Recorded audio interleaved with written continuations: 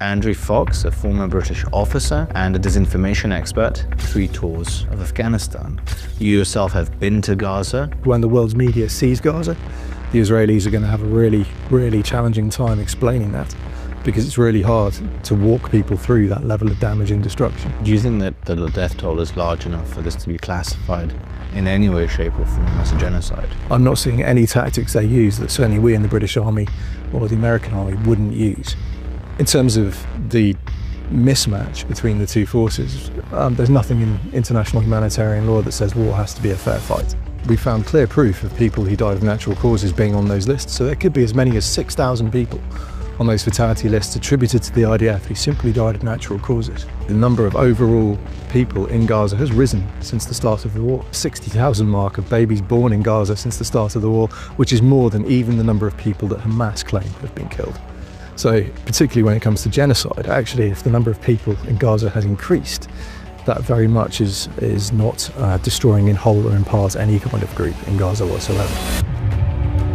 Andrew, one of the things you've been working on for the last few months is the death toll in Gaza. It's one of the most hotly debated aspects of the Israel-Hamas war. You have done a very, very in-depth report on all of these reports around the death toll. What are the main findings of this report? It's been an interesting few months digging into these figures, where we've been living daily with thousands of dead civilians. I think it's very important to start by acknowledging that fact, that a number of innocents have died in Gaza. That is one of the features of war, though, unfortunately. When wars occur, women and children and innocents are usually the greatest victim. What we found looking into the Hamas fatality statistics from Gaza, however, is that there is enough data manipulation in there to raise real concerns. So things we found, we can give you examples of people who are listed as being killed by IDF action, who've gone into Israel to receive cancer treatment. We've found people that died in 2014 and 2022. We've also found a real trend of reducing the ages of people on those lists to drag them down from being 18-year-olds to being 17-year-olds and therefore children. And so our key finding is that when you're presented with breakdowns of men, women and children killed, these are almost certainly unreliable. So how many civilians would you say have died in this war so far? It's still a very significant number. And if we take the rough 42,000 that Hamas have listed, 34,000 plus of those are named, and they claim they have bodies for them. Obviously, we have no way to verify that. The IDF claim 17 to 20,000 Hamas militants have been killed in those numbers. And we found a degree of data that actually does support that men, particularly in the 15 to 50 age group, are indeed dying in much greater numbers than women and children and people who are in the elderly or in the infant bracket. My estimate of civilians killed at the moment is still sitting around potentially the 20,000 mark. Somewhere plus or minus 5,000. Do you think that there is enough, that the death toll is large enough for this to be classified in any way, shape or form as a genocide? Perhaps the beginning of a genocide?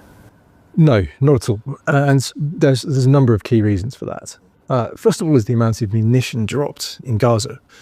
You know, there's almost, I think it's 2 tons for every civilian killed, which either suggests one of two things. Either it's the IDF attempting a genocide and being the least accurate shots in history, or it's that they are following a proper targeting process and hitting targets that are legitimate and proportionate military targets. And the main reason that the civilian death count is so low is that in the areas where the IDF are fighting, there are no civilians, or indeed very few civilians. And that's because the IDF has taken unprecedented measures to evacuate civilians from the area. And critics of Israel can't have it both ways. They can't publish the images of civilians evacuating from these areas and claim that is somehow part of a humanitarian disaster, and then at the same time claim that civilians are dying in genocide level figures. It's one or the other. Of course, humanitarian situation such as we have in Gaza is extremely challenging for those civilians, and we must consider those poor Gazans who are innocent and sat in al-Mawasi humanitarian camp with their homes destroyed and their personal possessions limited to what they can carry. But that doesn't make it a genocide. There's a lot of talk about proportionality. If you look at social media, critics of Israel will very often say the response is not proportional. What is proportionality as defined in military law? You can't look at the conflict in its entirety and look at the effects of the conflict to make any assessment of proportionality whatsoever. The important thing to note about proportionality is that it has to be assessed on a strike-by-strike, action-by-action basis. And the simple question is this: is the target struck worth the number of civilian or other collateral damage inflicted by that airstrike? So, for example, had they used an airstrike on Sinwar, they could have justified a large amount of munitions. And that's what they were able to do with Mohammed Daif, who was Sinwar's number 2. He was killed in a huge airstrike with a number of 2,000-pound bombs and a bunker-busting bomb used. And there was significant collateral damage in that airstrike. But it was Hamas's number 2. You could justify a huge amount of damage to take out a target of that exceptional military value. If that had been a lone Hamas gunman, you couldn't have justified that whatsoever. And so proportionality, you can't look at the entirety of the conflict. You have to look at each individual airstrike and say, was that justified against the amount of damage it caused? In terms of the reports, what are the main sources that you analyzed when you did this report on the Gaza death toll? What are the sources aside from the Gaza Ministry of Health? So there are two main sources of casualty figures from Gaza. There's the Gaza Ministry of Health and there's the government media office in Gaza. And we've tried to focus on their documentation because actually there's a load of reports and there's loads of people who've looked at these figures and they've produced statistical analyses. Some have said that they think the death toll will be up to 186,000. Some have said it's far lower than that. Actually, that's no real use because they're secondary source. So we've always tried to stick to the primary source where we can. The other main source we've used is the social media of Hamas and Gazans themselves. And through that, we found people who are openly accepted to have been beaten to death by Hamas during the conflict. They're included on the list as having been killed by the RDF. And we found some really interesting stuff pushed out by Hamas on Facebook in earlier wars, where they are exhorting civilians in Gaza not to mention militant deaths, not to mention if one of their loved ones was Hamas, and to keep that as secret as possible. And so when people say in previous conflicts these Hamas lists have been reliable, that's not true either, because there was a clear pattern of Hamas suppressing fighter deaths throughout their recent conflicts with Israel. One of the big scandals at the beginning of the war was the Al Ahli hospital, which immediately became a massive social media story, and not just, it actually became a major mainstream media story where the Hamas version of events was immediately taken at face value. I believe there was even a New York Times front page run with that. And it then turned out that it was actually an Islamic Jihad rocket that had misfired. How many of the deaths do you think are actually due to misfired rockets, friendly fire, and Hamas just basically self-regulating and policing the area under their control? It's extremely tricky to say. Hamas make these lists incredibly difficult to interrogate. To start with, they don't declare any cause of death, and that makes verifying it incredibly challenging. They also mix up the lists.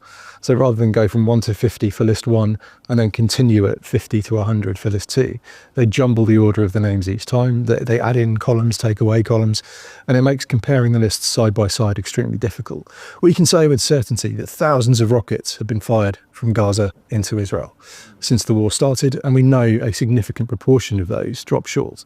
Again, we don't have the exact figures of that in a way that we can verify, but these will have almost certainly caused civilian casualties. We also know that the natural death rate before the war was 514 people in Gaza a month died of natural causes.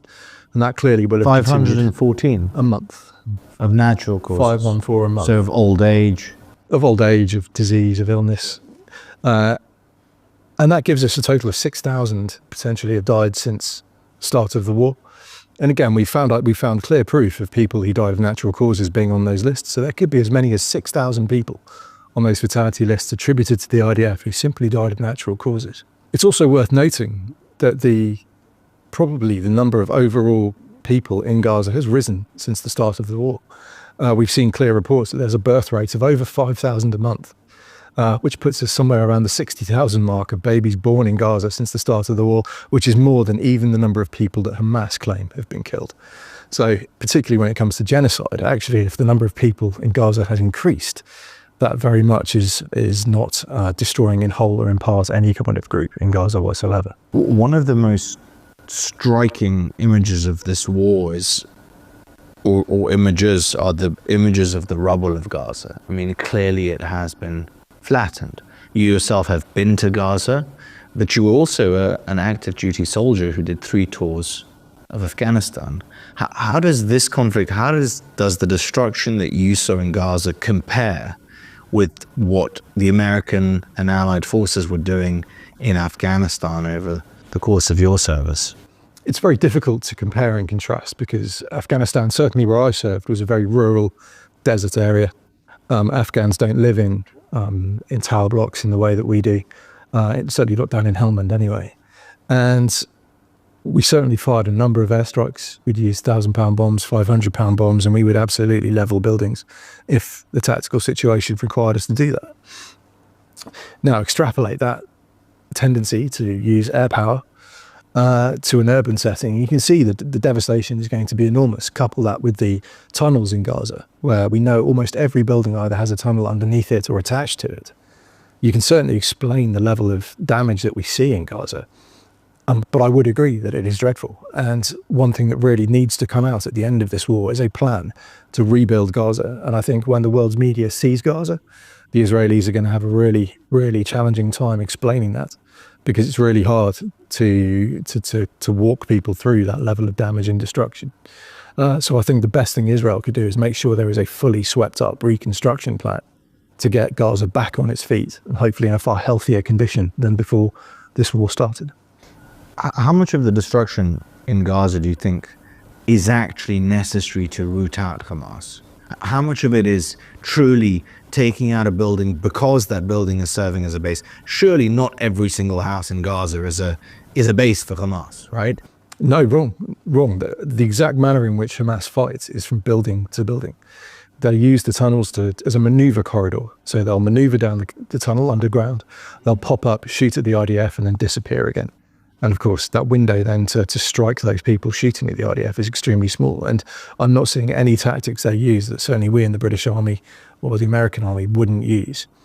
The other factor to consider is these tunnels. Almost every house in certain parts of Gaza has a tunnel attached. And because Hamas have looked at how the IDF operated in Gaza City and in Ban Yunis, certainly in Rafah, they've started booby-trapping the tunnel entrances that are in every other house. And quite understandably, rather than risk their engineers and risk their soldiers to try and defuse those bombs, which are remote detonated attached to a camera, they detonate the building instead. So yes, that might seem extremely stark, but it's absolutely what I'd have done were I in their shoes. From your personal combat experience, how difficult is it to differentiate a fighter from a civilian? How easy is it to make a mistake in urban warfare? I know that you fought obviously in Helmand and it was a rural area, but again, when you were fighting the Taliban, the Taliban wasn't in uniforms. This was a militia of sorts, a terror organization, a terror army. How hard was it in combat situations that you yourself have been in to differentiate the two? It can be exceptionally nuanced, and Hamas and the Taliban actually use fairly similar tactics where we talked about the maneuver tunnels and how they'll move around underground, then pop up into a house, or they'll come out into the street, cross the road, where there will be weapons pre-positioned. So until they're about to take a shot at you, they won't be carrying a weapon. And that makes them very hard to target. You have to, what we call PID, positively identify an enemy before you can legally open fire. So you might be divining an offensive intent, or you might be divining an active threat to you. But either way, you need to have something that says, I think that person is an enemy, before you open fire. Now, clearly, if an enemy is in civilian clothing and is moving from house to house with no weapon, that makes deciding who is an enemy and who isn't exceptionally difficult. And it's inevitable that mistakes will happen at that point. I saw it happen in Afghanistan, and I don't know for a fact, but I'm still certain that it happened in Gaza with the IDF, because that is the nature of war. It's chaotic, it's challenging, it's extremely terrifying, and you're making life or death snap-second decisions, and mistakes happen in those kinds of circumstances. Can you tell us about the situation that you yourself saw personally? Yes, I know of a soldier who shot a man carrying a broom. He was a farmer in a field. He was carrying a broom. The soldier saw it, mistook it for a rifle in poor lighting, and shot and killed what we can only assume is an innocent farmer. An absolute tragedy. All we could do was compensate his family financially, but it still meant that we felt pretty dreadful for the next weeks, months, years. Nobody in a moral army, be that the British, the American, or the Israeli, goes to war to kill innocent civilians. That's not why we do it. And when that happens, it stays with you for a long time. Do you think that there's any morality in the fight that Hamas is fighting? I'm not convinced that they've approached this in a moral way, in any way, shape or form. I don't think that you can declare war by going on a rape, torture and murder and mutilation rampage and then claim subsequently that there's anything moral to what you're doing. I think you lose the moral high ground the moment that you start targeting civilians as they did on 7th of October. In terms of the mismatch between the two forces, there's nothing in international humanitarian law that says war has to be a fair fight. And actually it's vastly better for your own side if you do have the mismatch the IDF has. And that was really Hamas's mistake, in the sense that they started a fight with someone who massively outgunned them. And now Israel has been backed into a corner where they had no real choice but to respond. If we think of their options, they could have done nothing, which was clearly not acceptable. They could have done some sort of limited raid where they simply just decapitated what Hamas they could, but that would have been exceptionally difficult because they were all in the tunnels and probably wouldn't have achieved any strategic aims of making Israel more safe. Or they could do what they've done. So they didn't have a huge amount of choice. And Hamas have forced them into that. I think they thought they would be able to get them to stop through international pressure. That didn't work either. And now they are, unfortunately, reaping the whirlwind of their decisions. And poor innocent Gazans are the ones caught in the middle and are the ones suffering the most. Andrew, one of the things that the IDF and the IDF PR machine tries to really highlight is the very low civilian to combatant ratio. From your analysis of these reports on the death tolls, what have you found about the combatant to civilian death ratio? Yeah, our analysis broadly supports that, particularly if the 17 to 20,000 is correct. Even by Hamas's numbers, that's still bouncing around 1-to-1, slightly above that. If we take the civilian deaths by natural causes into account, it's even below 1-to-1. But we can't say any of that decisively. What's really important to note, though, is that this is very similar to the proportionality question. It actually doesn't matter what the ratio is. What matters is how those civilians died. Were they legitimately, legally collateral damage in an airstrike, or were they targeted? Because actually, even if you've got a 1 to 0.5 ratio, if you've deliberately targeted those civilians, it's still illegal. So it's completely irrelevant what the ratio is. So what really matters is that the IDF are following a proper humanitarian law compliant targeting process and rules of engagement on the ground. And from everything I've seen from the time I've spent with the IDF, both in back offices, in brigade and divisional headquarters, and on the ground in Gaza, I'm convinced that they are doing that. There are some images, videos, often taken by IDF soldiers that we've all seen floating around, be it on X or on Facebook or on Telegram, that do show the IDF doing some fairly shocking things, entering mosques and singing songs in those mosques, desecrating the Quran, going through women's wardrobes in Gaza and houses that they've entered. These videos do exist. What do you say to that? Yeah, I've taken a very strong stance against this, and I've criticised them for that repeatedly. First of all, it's immoral and poor disciplined behaviour, and no commander certainly would ever countenance that in their troops if they held discipline or accountability to be important things. I am aware that a number of IDF soldiers have been sacked over this, and where it has crossed the threshold into being a war crime of looting, I know for a fact they are being investigated and charged by the IDF's military advocate general. So whilst these are terrible pieces of behaviour, the IDF is dealing with it in what I consider to be a moral way.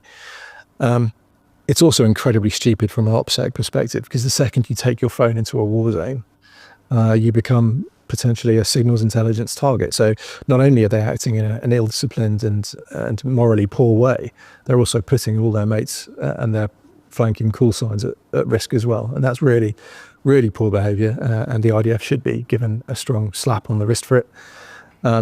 Is it the worst thing that's ever happened in war? Absolutely not. Is it something that a proper army would deal with in a very stern and strict way? Then yes, it is. And I really hope that does happen with the IDF. Thank you very much, Andrew. Really appreciate your time. Thank you, Stefan.